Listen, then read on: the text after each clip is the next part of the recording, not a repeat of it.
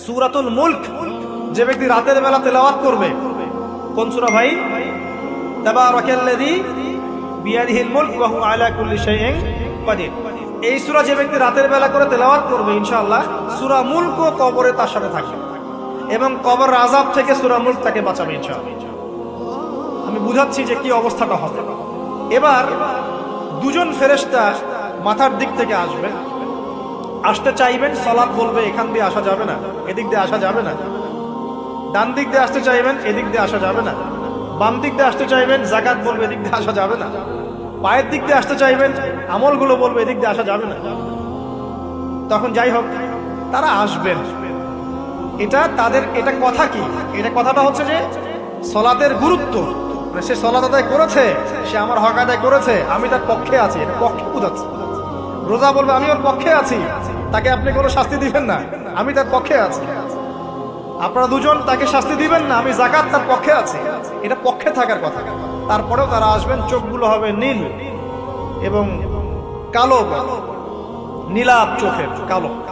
মুনকার নাকি উঠে বসিয়ে দেওয়া হবে। এবার তিনটা প্রশ্ন। প্রথমে প্রশ্ন হচ্ছে কি, মান রব, তোমার রবকে? তখন মুমিন বান্দা বুক ফুলিয়ে বলবে রব্বি আল্লাহ, আমার রবকে আল্লাহ। পৃথিবীতে যে ব্যক্তি আল্লাহর সাথে শিরিক করে নাই, আল্লাহর তাওহীদের উপর থেকেছে এবং তার উপরে মৃত্যুবরণ করেছে, ইনশাআল্লাহ সে ব্যক্তি এর উত্তর নির্দ্বিধায় দিতে পারবে। আর দুনিয়াতে যে বা যারাই আল্লাহর সাথে শিরিক করবে, আল্লাহর সাথে শিরকের পাপে লিপ্ত হবে, ওই অবস্থায় মারা যাবে, তাওহীদের উপর থাকবে না, কোশ্চিন কালেও মান রব্বুক উত্তর দিতে পারবে না। তারপরে প্রশ্ন হয়ে যাবে বা দিনুক, তোমার দিন কি ছিল? মুমিন বান্দা উত্তর দিবে কি, দীনই আল ইসলাম, আমার দিন ছিল ইসলাম। এখানে শুনে রাখেন, পৃথিবীতে যারা ইসলামকে পরিপূর্ণরূপে পালন করবে তারাই এই উত্তর দিতে পারবে ইনশাআল্লাহ। যারা ইসলামকে ঠাট্টা বিদ্রুপের হাসি তামাশার পাত্র বানিয়েছে, মন চাইলে কিছু করি, মন চাইলে কিছু করি না, সহজগুলো একটু আমল করি, বাকি কিছুর আমল ধারি না, হ্যাঁ, নামাজ পড়ি, সুদ ছাড়তে পারি না, ঠিক আছে, বছর বছর ওমরা করি, এদিকে ঘুষ দুর্নীতি ছাড়তে পারি না, ইসলামকে ঠাট্টা তামাশার পাত্র বানিয়েছে, এরা কোশ্চিন কালে উত্তর দিতে পারবে না। মা দিন দিনে পরিপূর্ণরূপে ইসলামে প্রবেশ করতে বলেছেন আল্লাহ রাব্বুল আলামিন। যারা পরিপূর্ণরূপে ইসলামে প্রবেশ করবে এবং ইসলামের প্রতিটা মৌলিক বিধান মেনে চলবে, ইনশাআল্লাহ তারা এর উত্তর দিতে পারবে। এরপরে আসবে তৃতীয় প্রশ্ন। নবী সাল্লাল্লাহু আলাইহি ওয়াসাল্লামকে দেখানো হবে, যখন দেখানো হবে তখন সূর্য যখন ডুবে যায়, যে দৃশ্যটা আমরা দেখতে পারি না, ওই দৃশ্যটা ভেসে উঠবে এবং মুমিন বান্দা অস্থির হয়ে যাবে, বলবে আমাকে ছেড়ে দাও, আমি নামাজ পড়বো।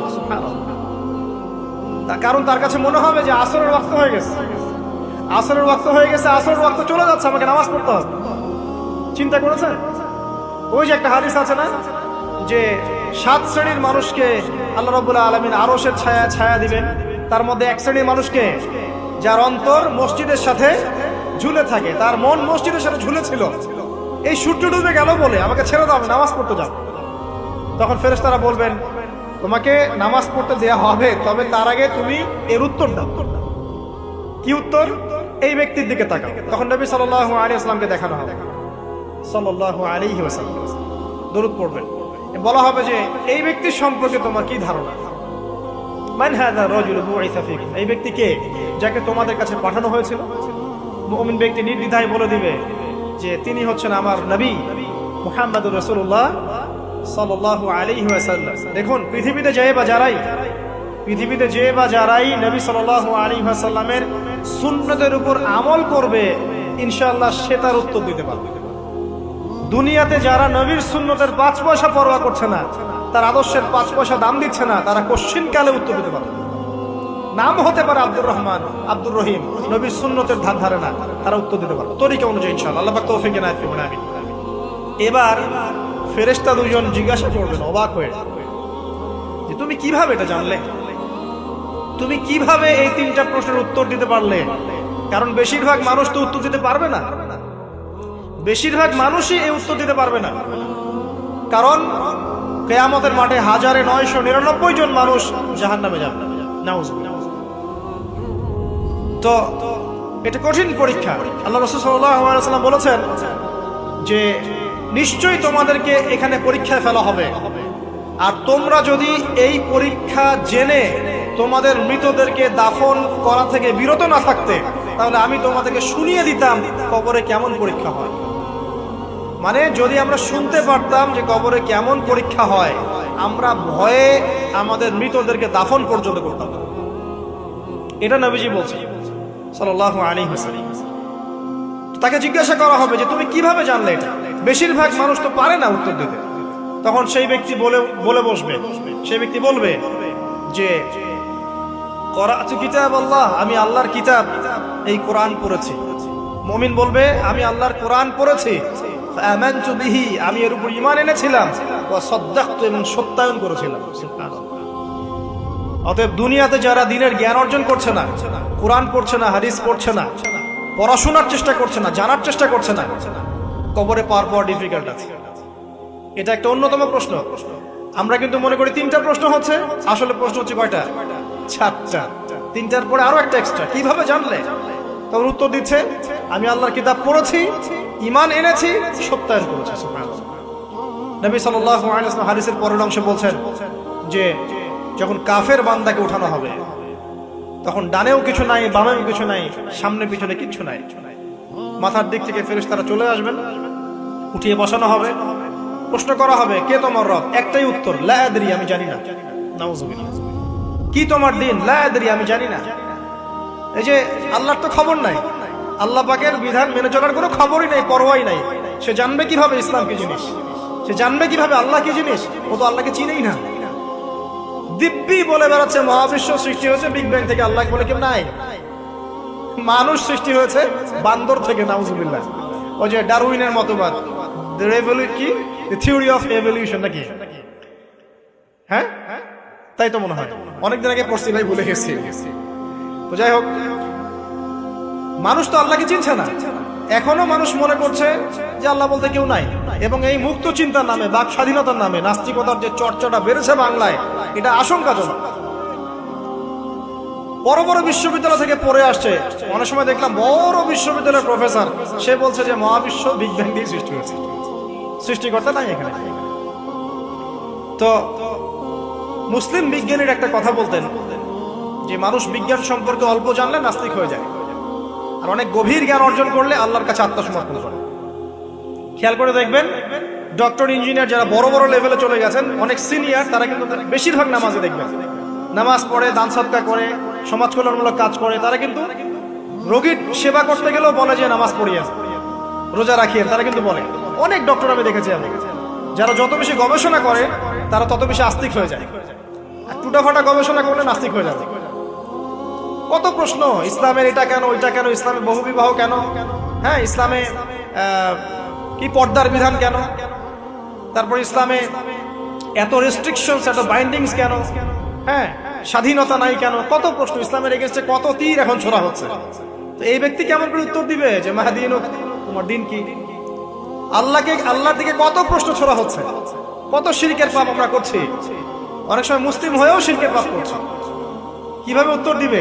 মান রব্বুক।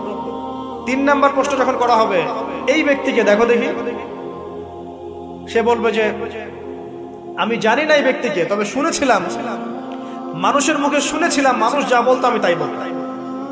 মানে সে রাসূল সাল্লাল্লাহু আলাইহি ওয়াসাল্লামের নাম শুনেছিল হয়তো বা, কিন্তু তার সুন্নত বা আদর্শ কখনো মেনে চলে নাই, পারলো না। এবার জান্নাতি ব্যক্তি হলে কি হতো? ওই যে সূর্য ডুবছিল যেখানে, তার দৃষ্টির সীমা পর্যন্ত কবরকে প্রশস্ত করে দেয়া হবে, এবং জান্নাতের একটা দরজা তার কবরে খুলে দেয়া হবে। এটা কিভাবে করা হবে সেটা আল্লাহ পাক জানেন। এটার ব্যাখ্যা করার জ্ঞান আল্লাহ আমাদেরকে দেন নাই। যেই মানুষের ক্ষুদ্র জ্ঞানে মানুষ ব্যাকটেরিয়া, ভাইরাস নিয়ে গবেষণা করতে হিমশিম খেয়ে যায়, সে মহাবিশ্বের স্রষ্টা নিয়ে কিভাবে গবেষণা করবে? আল্লাহ পাকের অসীম জ্ঞানের সামনে আমার জ্ঞান কি? খুবই ক্ষুদ্র।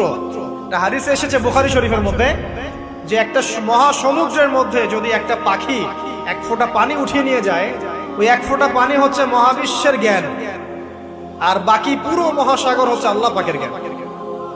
তো আমরা এই ক্ষুদ্র জ্ঞানের মানুষ হয়ে আল্লাহর জ্ঞানকে কেমন করে পেনিট্রেট করতে পারি? তো আল্লাহ পাক জান্নাতের দরজাগুলো খুলে দিবেন, একটা দরজা খুলে দিবেন, সেখান থেকে বাতাস আসবে, জান্নাতের নাজ নিয়ামত উপভোগ করতে থাকবে।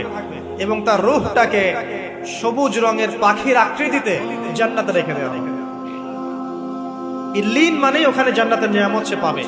এটাকে বলা হয় দারুল বারজাখ বা বারজাখের জীবন। জীবন অনেকগুলো, একটা ছিল রুহের জগৎ। রুহের জগতে আমরা সবাই ছিলাম। শোনেন, রুহের জগতে যার সাথে যার বন্ধুত্ব ভালোবাসা গভীর ছিল, দুনিয়াতে তার সাথে তার ভালোবাসা বেশি। এটা হয়তো জানেন না, জানতেন হাদিসটা? রুহের জগতে যদি কখনো আপনার সাথে আমার দেখা হয়ে থাকে, দুনিয়াতে আপনার সাথে আমার দেখা হবে ইনশাআল্লাহ। রুহের জগতে যদি আপনার আমার মধ্যে ঘনিষ্ঠ ভালোবাসা থেকে থাকে, এখানেও ভালোবাসা হয়ে যাবে ইনশাআল্লাহ। এটা বলে আমি আবার তোমাদের বয়ফ্রেন্ড গার্লফ্রেন্ড ভালোবাসা বুঝাই নাই, ওই ভালোবাসার কথা বলি না। আবার রুহের জগতে বিদ্বেষ, এখানেও দেখবেন বিদ্বেষ। ওটা একটা জগৎ ছিল যেখানে আল্লাহ পাক সমস্ত আদম সন্তানকে সৃষ্টি করে তাদের রূহটাকে রেখেছিলেন এবং ওয়াদা নিয়েছেন। কি ওয়াদা? আল্লাহ পাক বলেছিলেন আলাস্তু বিরাব্বিকুম, সূরা আরাফের 182 নম্বর আয়াত পড়ে দেখবেন, 182 নম্বর আয়াত। আল্লাহ পাক বলেছিলেন যে আমি ওয়াদা নিয়েছিলাম, আলাস্তু বিরাব্বিকুম, আমি কি তোমাদের রব নই? আমরা সবাই বলেছিলাম বালা ইয়া রাব্বি, অবশ্যই আপনি আমাদের রব। দুনিয়াতে এসে আমরা ভুলে গেছি। এই ভুলে যাওয়াটা মনে করায় দেওয়ার জন্য আল্লাহ পাক আসমানে কিতাব নাজিল করেন, নবী রাসূল পাঠান, আমাদের কান পর্যন্ত ইসলামের দাওয়াত পৌঁছে দেন, যাতে আমরা মনে করতে পারি। এবার আসেন, রুহের জগতের পর আসলাম এই যে দুনিয়ার জগৎ, দারুদ দুনিয়া। দুনিয়ার মধ্যে আছি হয়তো 50, 60, 70, 100 বছর হাইয়েস্ট। এরপর যাবে দারুল বারজাখ, বারজাখের জগৎ। পাপী ব্যক্তি হলে জাহান্নামের দরজা খুলে দেওয়া হবে, আর জাহান্নামের সে আযাব ভোগ করতে থাকবে। এবং পুণ্যবান ব্যক্তি হলে জান্নাতের দরজা খুলে দেওয়া হবে এবং এর নাজ নেয়ামত সে ভোগ করতে থাকবে। তখন তাকে বলা হবে এটা জান্নাতের সেই জায়গা যেখানে তুমি থাকবে। এটা দেখার সাথে সাথে, শোনার সাথে সাথে তার যে খুশি, উৎফুল্লতা আরো অনেক বেড়ে যাবে। এবং সে কি করবে জানেন? সে পৃথিবীতে ফিরে আসতে চাইবে। সে বলবে আমাকে আমার পরিবার বর্গকে জানাতে দেন, আমাকে আমার পরিবার বর্গকে জানাতে দেন যে আমি ভালো আছি। তখন ফেরেশতারা তাকে বলবেন যে এটা সম্ভব না, তোমার এবং তাদের মাঝে দারুল বারজাখ আছে, তুমি এটা ভেদ করে যেতে পারবে না। তখন তার আত্মাটাকে ইল্লিনে দেওয়া হবে, একটা সবুজ পাখির আকৃতিতে জান্নাতে ঘুরে বেড়াবে। আর যদি জাহান্নামী হয় তাহলে যে বললাম দরজা খুলে যাবে, জাহান্নামের মর্মান্তিক আযাব তার দিকে আসতে থাকবে। কবর সংকুচিত হয়ে আসবে এমন ভাবে যাতে তার বাম পাজর ডান পাজরের ভিতরে এইভাবে ঢুকে যাবে।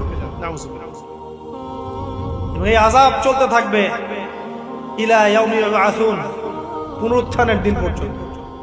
এখন এই যে হাদিসটা আপনারা শুনলেন, এই হাদিসটা ব্যক্তিকেন্দ্রিক নয় কি? এখানে তিনটা বিষয় আপনাকে ফোকাস করতে হবে আমাদেরকে। এক, তাওহীদ, আল্লাহ পাকের তাওহীদ। দুই, রিসালাত, রাসূলুল্লাহ সাল্লাল্লাহু আলাইহি ওয়াসাল্লামের রিসালাত। এবং আখিরাত, পরকাল। এই তিনটা বিষয় খুব স্বল্প কথায় বলছে। দেখুন, তাওহীদ কি? আল্লাহ পাকের একত্ববাদ। এক আল্লাহকে আপনি সৃষ্টিকর্তা মানবেন, রিজিক দাতা মানবেন, পালন কর্তা মানবেন, সন্তান দাতা, ভালো মন্দের মালিক, সমস্ত কিছুর মালিককে আল্লাহ। আল্লাহ আল্লাহ আমাকে বাঁচিয়ে রেখেছেন, আল্লাহ আমাকে মৃত্যু দিবেন, আল্লাহ আমাকে রিজিক দেন, আল্লাহ আমাকে সন্তান দিবেন, আল্লাহ আমার ভালোর মালিক, আল্লাহ মন্দের মালিক, আল্লাহ সমস্ত কিছুর মালিক। এই কনসেপ্ট পরিষ্কার থাকবে, লা ইলাহা ইল্লাল্লাহ পরিষ্কার থাকবে। সমস্ত বিষয় কার পক্ষ থেকে? আল্লাহর পক্ষ থেকে। তাওহীদ, শর্ট সংক্ষিপ্ত কথায় বললাম তাওহীদ। এর মধ্যে তিনটা ক্লাসিফিকেশন আছে: রুবুবিয়্যাত, উলুহিয়্যাত, আসমা ও সিফাত। এটা আপনারা কিতাবুত তাওহীদ বই থেকে পড়ে নিন। সংক্ষেপে বলে দেই, রুবুবিয়্যাত আল্লাহ পাকের সমস্ত বিষয়গুলো তার দিকে সম্বন্ধ করা, সৃষ্টিকর্তা, পালনকর্তা, রিজিক দাতা সবকে আল্লাহ। উলুহিয়্যাত কি? দুনিয়াতে এসেছি আল্লাহ পাকেরই দাসত্ব করতে হবে, অন্য কারো দাসত্ব চলবে না, তাওহীদ উলুহিয়্যাত। আসমা ও সিফাত কি? আসমা সিফাত মানে হচ্ছে আল্লাহ পাকের নাম গুণাবলীগুলো আছে। আল্লাহ পাক রহমান, আল্লাহ পাক রহিম, আল্লাহ পাক রাজ্জাক, হ্যাঁ, আল্লাহ পাক গফুর, আল্লাহ পাক শদীদুল ইকাব। সমস্ত গুণাবলী কার?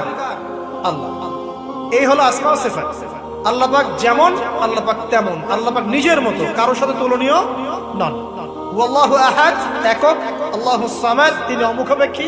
লাম ইয়ালিদ ওয়া লাম ইউলাদ, তিনি জন্ম দেননি, জন্মিতও নন। ওয়া লাম ইয়াকুল লাহু কুফুয়ান আহাদ, তার সমতুল্য আর কিছুই নাই। আল্লাহ থেকে সবকিছু হয়, এটাই হলো তাওহীদ। এখন এর অপোজিশন কি? শিরক। তাওহীদের বিরুদ্ধে গেলে কি হয়ে যাবে? শিরক। কেউ যদি মনে করে যে আল্লাহ ছাড়া কেউ আমাকে জীবন দিতে পারে, আল্লাহ ছাড়া কেউ আমাকে মারতে পারে, আল্লাহ ছাড়া কেউ আমাকে রিজিক দিতে পারে, অথবা আল্লাহ ছাড়া কেউ সন্তান দিতে পারে, আল্লাহ ছাড়া অন্য কারো কাছে কেউ যদি দোয়া করে, আল্লাহ ছাড়া অন্য কারো জন্য নজর মানত করে, আল্লাহ ছাড়া অন্য কারোর নামে কসম খায়, আল্লাহর হালালকে হারাম করে দেয়, আল্লাহর হারামকে হালাল করে নেয়, ঠিক আছে?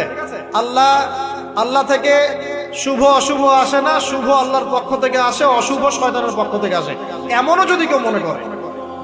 শুভ অশুভ দুটোই আল্লাহর পক্ষ থেকে আসে, কিন্তু কেউ যদি মনে করে না শুভগুলো আল্লাহর পক্ষ থেকে, অশুভগুলো শয়তানের পক্ষ থেকে, এমনও যদি মনে করে, শিরক হয়ে যাবে। মুসলিমরা চলাফেরায় শিরক করছে এখন।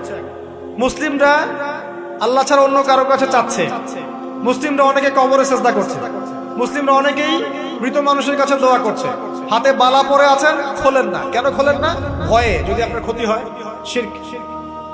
মুসলিমরা দেখবেন আগুনের সামনে মাথা নত করছে, মুসলিমরা এখন মেডিটেশন করে, ধ্যান করে, মুসলিমরা জিনকে তাবে করতেছে, অনেক সময় দেখা যায় মুসলিমরা জাদু করতেছে, জাদুবিদ্যা, কুফরি কালাম করছে না, করছে, সবই শিরক, সবই শিরক।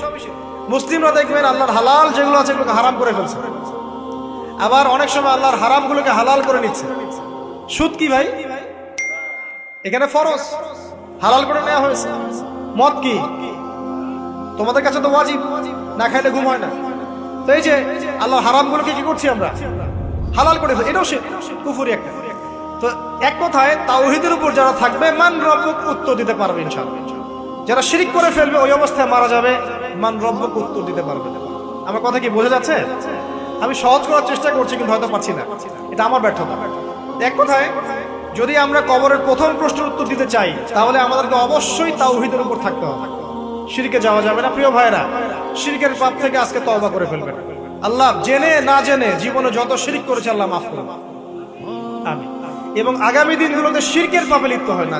প্রিয় ভাইরা, যদি আপনার আমলনামায় আসমান জমিন সমানও পাপ থাকে, শিরকের পাপটুকু না থাকে, আল্লাহ পাক আপনার পুরো পাপ মাফ করতে পারবেন ইনশাআল্লাহ। আল্লাহ পাক বলেছেন, মেরাজের রাতে নবী সাল্লাল্লাহু আলাইহি ওয়াসাল্লামকে আরশে আজিমের কাছে উঠিয়ে নিয়ে আল্লাহ পাক 3টা ওহী করেছেন। কয়টা ওহী? একটা ছিল 5 ওয়াক্ত নামাজ, ঠিক আছে? 2টা হচ্ছে, 2 নাম্বার হচ্ছে সূরা বাকারার শেষের 3টা আয়াত। 3 নাম্বার একটা ওয়াদা, একটা প্রতিশ্রুতি। সেটা কি?